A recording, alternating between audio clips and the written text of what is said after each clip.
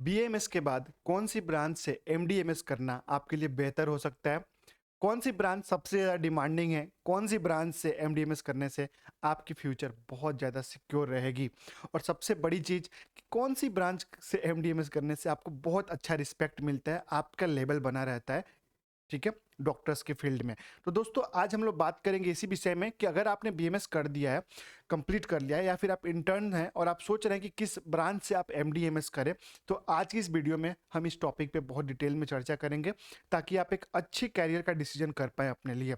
नमस्कार दोस्तों, मेरा नाम है डॉक्टर विनय प्रसाद और आप देख रहे हैं द आयुर्वेदा। चलिए देखते हैं कि क्या कुछ रहेगा, ठीक है। सबसे पहली बात कि जो भी हम लोग बात करेंगे ना, यहाँ पे जो भी हम लोग बात करेंगे डिपार्टमेंट का, तो उसमें ये भी देखेंगे डिमांड क्यों है आखिर उस चीज़ की। सिर्फ मेरे कहने से तो नहीं होगा ना, आखिर डिमांड है तो है क्यों, प्रैक्टिकल चीज़ों पे बात करेंगे। दूसरी, उसकी स्कोप क्या रहेगी, अर्निंग पोटेंशियल क्या है, लॉन्ग टर्म ग्रोथ क्या होगी, और बिल्कुल ग्राउंड रियलिटी के साथ सारी बातों को हम लोग यहाँ पे एक्सप्लेन करेंगे आपके साथ, ठीक है।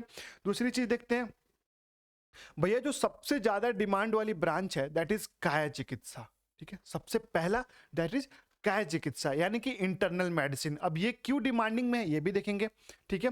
डिमांड ये इसलिए है क्योंकि यहाँ पे ओपीडी लोड सबसे ज़्यादा मेडिसिन का होता है। जब भी आप किसी हॉस्पिटल में जाते हो आप देखते हो सबसे ज़्यादा ओपीडी होता है, ठीक है। वही ओपीडी कन्वर्ट होकर आईपीडी भी हो सकता है, बट ओपीडी में ही लोग ज़्यादातर आते हैं पेशेंट। तो जब ओपीडी की बात आएगी यानी कि मेडिसिन की बात आएगी, तो मेडिसिन की बात आएगी यानी कि काया चिकित्सा होगा। तो काया चिकित्सा ही आपको मेडिसिन ट्रीटमेंट सिखाता है। अगर आप काया चिकित्सा यानी कि इंटरनल मेडिसिन से एमडी करते हो, तभी आप जाके इन सभी चीज़ों को अच्छे से ट्रीट कर पाओगे, ठीक है। क्या क्या करते हो आप इसमें, diabetes, BP, thyroid, skin disease, liver disorder, arthritis, इन सभी ट्रीटमेंट को आप परफॉर्म करते हो। अभी बहुत सी होती है, मैं एक बेसिक चीज बता रहा हूँ आपको, ठीक है। उसके बाद लाइफ स्टाइल डिजीज इंडिया में रैपिडली बढ़ रहे हैं, प्राइवेट प्रैक्टिस के लिए बेस्ट ब्रांच है। लाइफ स्टाइल डिजीज तो बढ़ ही रहे हैं। देखिए अभी जो है ना, इंसान के लाइफ स्टाइल इतनी बुरी हो चुकी है इंडिया के अंदर, ना खाने का समय ना सोने का समय, वर्किंग लाइफ ऐसी हो चुकी है कि दिन रात काम कर रहे हैं, कुछ टाइम टेबल नहीं है। तो डेफिनेटली एक समय के बाद हमारा जो शरीर है वो बीमार होगा ही होगा। फिर हम एक पेशेंट बन के डॉक्टर के पास जाएंगे, तो हमारे पास कोई क्रोनिक डिजीज तो नहीं है ना, वो तो लाइफ स्टाइल डिजीज है।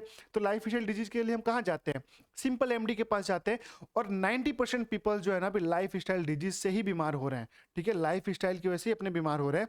तो वो सारे पेशेंट कहाँ जाएंगे, काया चिकित्सा डॉक्टर के पास, that is MD of internal medicine, ठीक है।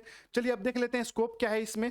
प्राइवेट क्लिनिक खोल सकते हो एमडी करने के बाद, डेफिनेटली गवर्नमेंट हॉस्पिटल को में ज्वाइन कर सकते हो, टीचिंग और रिसर्च में जा सकते हो। अब दूसरे नंबर पे जो ब्रांच है जो कि बहुत ज़्यादा डिमांडिंग है, उसकी हम लोग बात करेंगे, तो डेफिनेटली वही है जो आपका बचपन से सपना था कि भैया मुझे तो सर्जन बनना है, मुझे अपने हाथों को खून से रंगना है, ठीक है, यानी कि सर्जरी। आप जी हैं दोस्तों, सलग के तंत्र यानी सॉरी शल्य तंत्र भी आप यहाँ पे परफॉर्म कर सकते हो।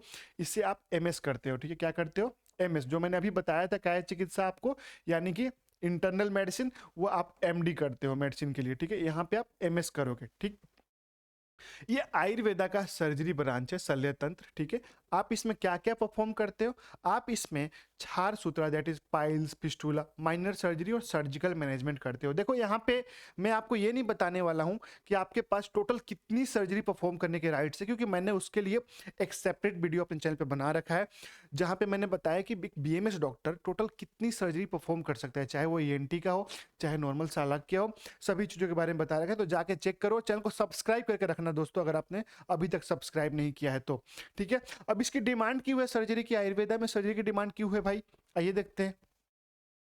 छार सूत्र की डिमांड ऑल ओवर इंडिया हो रही है, गवर्नमेंट सेटअप में रिक्वायरमेंट बहुत ज़्यादा है, सर्जिकल स्पेशलिस्ट की रिस्पेक्ट बहुत ज़्यादा होती है।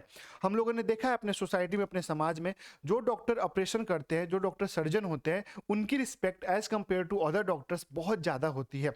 लोग कहते हैं कि डॉक्टर साहब तो यार ऑपरेशन करते हैं, चीर फाड़ देते हैं, है कि नहीं, तो उसका एक्चुअल में है मार्केट में, ठीक है।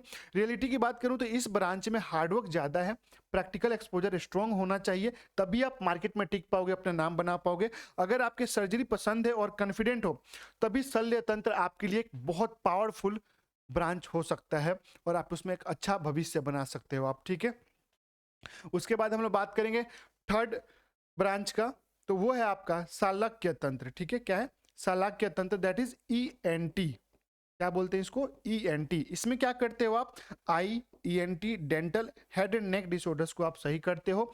उसके बाद डिमांड क्यों ग्रो कर रही है, इसकी डिमांड क्यों है भाई, चलो आपने बता दिया कि मेडिसिन के बारे में समझ में आ गया, सर्जरी भी आ गई। अब ये ईएनटी का आयुर्वेदा में डिमांड कैसे है, तो है आई प्रॉब्लम इंक्रीज हो रहे हैं बहुत ज्यादा, कंप्यूटर लाइफ स्टाइल इश्यूज हो चुकी है, सब स्पेशलाइज्ड क्लिनिक ओपन कर सकते हो, छोटा भी सेटअप रहेगा, बढ़िया चलेगा, ठीक है। उसके बाद हम लोग बात करेंगे तो आयुर्वेदा में पंचकर्मा से अगर आप एमडी करते हो, क्योंकि अभी हमने जो बात की थी ना ये मॉडर्न बताई थी हमने आपको, मैंने बताया था काय चिकित्सा, उसके बाद मैंने आपको बताया था सर्जरी, फिर मैंने बताया था आपको ईएनटी, ये सर्जरी का ही था। अब हम लोग एक प्योर आयुर्वेदा की भी बात कर लेते हैं। अगर आप आयुर्वेदा में इंटरेस्ट रखते हो, क्योंकि आपने बीएमएस किया है तो आयुर्वेदा में तो इंटरेस्ट होगा ही होगा आपको, तो आप पंचकर्मा कर सकते हो। आज के टाइम में वेलनेस इंडस्ट्री बहुत ज्यादा बूम कर रही है, आपने देखा होगा पतंजलि वेलनेस है, आचार्य मनीष जी के बारे में सुना होगा। तो अगर आप बीएमएस करने के बाद पंचकर्मा करते हो देन डेफिनेटली आप प्योर आयुर्वेदा की तरफ जाना चाहते हो, आप थेरेपी कर सकते हो। आप पंचकर्मा थेरेपी करा के लोगों से एक पेशेंट से 20,000 30,000 चार्ज कर सकते हो आप, और ये नॉर्मल है। अभी इंडिया के अंदर मैं बता रहा हूँ कुछ ऐसे भी आचार्य लोग हैं, लोग जिनके नाम के आगे आचार्य लग चुका है, बहुत ज्ञानी है लोग आयुर्वेद की फील्ड में, और वो 3 दिन के 4 दिन के 50-50 रुपये लेते हैं लोग थेरेपी के लिए, पंचकर्मा वाले डॉक्टर, ठीक है। तो इसलिए आपके लिए बेहतर हो सकता है। आप क्या करोगे इसमें, वेलनेस सेंटर्स खोल सकते हो, अपना रिसोर्ट्स में जा सकते हो, इंटरनेशनल अपॉर्चुनिटी मिल सकती है आपको, मेडिकल टूरिज्म, और ये ब्रांच अर्निंग ओरिएंटेड है, स्पेशली प्राइवेट सेटअप में। समझ में आई बात आपको। अभी बहुत ट्रेंड में है, आयुर्वेदा किए हो, प्योर आयुर्वेदा करना चाहते हो, पंचकर्मा करो, सबसे बेस्ट है, ठीक है। ये सभी क्लिनिकल की मैं बात कर रहा हूँ। प्रसूति तंत्र, अब यहाँ पे एक और एमएस आ गया। देखिए मैं आपको बताऊं, बीएमएस करने के बाद आप 3 डिपार्टमेंट में एमएस कर सकते हो। पहला कौन सा है, एक तो सर्जरी ही है, ठीक है, एक तो सर्जरी परफॉर्म कर सकते हो, जनरल सर्जरी मैंने बताई आपको, दूसरा ईएनटी कर सकते हो, और तीसरा जो सर्जरी होता है ब्रांच वो होता है आपका प्रसूति तंत्र, दैट इज स्त्री रोग। यहाँ पे क्या है, वुमेन हेल्थ ब्रांच है जिसमें आपको इनफर्टिलिटी केसेस मिलेगा, PCOS, pregnancy care, gyno OPD, और डिमांड स्टेबिलिटी ग्रोथ है स्पेशली फीमेल डॉक्टर के लिए। अगर आप एक फीमेल डॉक्टर हो तो आपके लिए सबसे बेस्ट ब्रांच मैं कहता हूँ। अगर आपका इंटरेस्ट है तो, इंटरेस्ट नहीं है किसी और ब्रांच में आपका इंटरेस्ट है तो अच्छी बात है, लेकिन अगर आपका इंटरेस्ट प्रसूति में है ना, आपका गाइनोकोलॉजिस्ट बनना चाहते हो आप, तो डेफिनेटली आप इससे करो, एमएस कर सकते हो, नर्सिंग होम डालो, डिलीवरी परफॉर्म कराओ, वहाँ पे सब कुछ कर सकते हो, किसी प्रकार की कोई रोल आपके पास रुकावट नहीं आने वाली है यहाँ पे, ठीक है। अब हम लोग थोड़ा सा बात कर लेते हैं अर्निंग कंपैरिजन रियलिस्टिक के बारे में, दैट इज काय चिकित्सा एक स्टेबल ओपीडी इनकम है, जो मैंने सबसे पहले बताया, स्टेबल ओपीडी इनकम है। सभी डॉक्टर्स का यही मेनली ड्रीम होता है कि अच्छी ओपीडी हो उनके पास, ठीक है। तो स्टेबल ओपीडी इनकम है। दूसरा जो शल्य हो गया, high earning in surgical practice है। अब देखो, आप ऑपरेशन करते हो, आप सर्जरी परफॉर्म करते हो, एक पेशेंट से आप 10,000 15,000 20,000 हजार रुपये चार्ज कर सकते हो 1 घंटे की सर्जरी के लिए। अगर आप ओपीडी देखते हो, काय चिकित्सा यानी कि एमडी किया है आपने इंटरनल मेडिसिन से, तो आप एक पेशेंट से 200 400 500 रुपया फीस ले सकते हो। आपके पास उसके लिए क्या होना चाहिए, 50+ नंबर ऑफ ओपीडी होना चाहिए, तब आप अच्छा अर्निंग करते हो। बट अगर आप सर्जरी करते हो, एक पेशेंट से 5,000 रुपये चार्ज कर सकते हो, यहाँ पे 500 रुपये भी चार्ज करोगे तो आपको 10 पेशेंट देखने पड़ेंगे, ठीक है।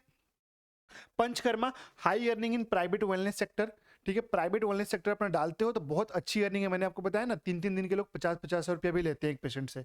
टीचिंग लाइन में जा सकते हो, ये तीनों करने के बाद आप जा सकते हो, ठीक है। फिक्स्ड गवर्नमेंट सैलरी होती है, पीजी के बाद गवर्नमेंट सैलरी 70,000 से 1 लाख रुपया रेंज में हो सकती है। बाकी डिपेंड करता है आपकी स्किल पे, आपके एक्सपीरियंस, आपके नॉलेज पे, आपके कॉलेज पे, कि आपने कहाँ से पढ़ाई करी है और कहाँ पढ़ा रहे हो, ठीक है। उसके बाद प्राइवेट प्रैक्टिस में इनकम अनलिमिटेड है, डिपेंड करता है स्किल और पेशेंट ट्रस्ट पे। तो दोस्तों मैंने बता दिया आपके सामने सारी जितनी भी विकल्प थी आपके पास, ठीक है। अब डिसीजन आपको लेना है कि आपका इंटरेस्ट किस में है। मैंने प्रसूति के बारे में बता दिया, अगर आप फीमेल स्टूडेंट हो, आपने इंटर्नशिप कर रहे हो या फिर कंप्लीट कर चुके हो और आप प्लानिंग कर रहे हो एमडीएमएस का, तो गाइनोकोलॉजी आपके लिए बेस्ट हो सकता है। अगर आप ओपीडी देखना चाहते हो, काय चिकित्सा बेस्ट हो सकता है। सर्जन बनना चाहे तो डेफिनेटली आपके पास 2 ऑप्शन है, अगर आप फीमेल हो तो 3 ऑप्शन है, अदरवाइज आपके पास 2 ऑप्शन है, शल्य और शालक्य, दैट इज ईएनटी। तो आप सारी चीजें हमने बता रखी है, अब डिसीजन आपका है। कमेंट्स में बताएं कि आप क्या करना चाहते हैं, आपके लिए क्या बेहतर रहेगा। होप कि वीडियो पसंद आए, वीडियो को लाइक जरूर करें, अपने दोस्तों के साथ शेयर जरूर करें। जय हिंद, जय आयुर्वेदा।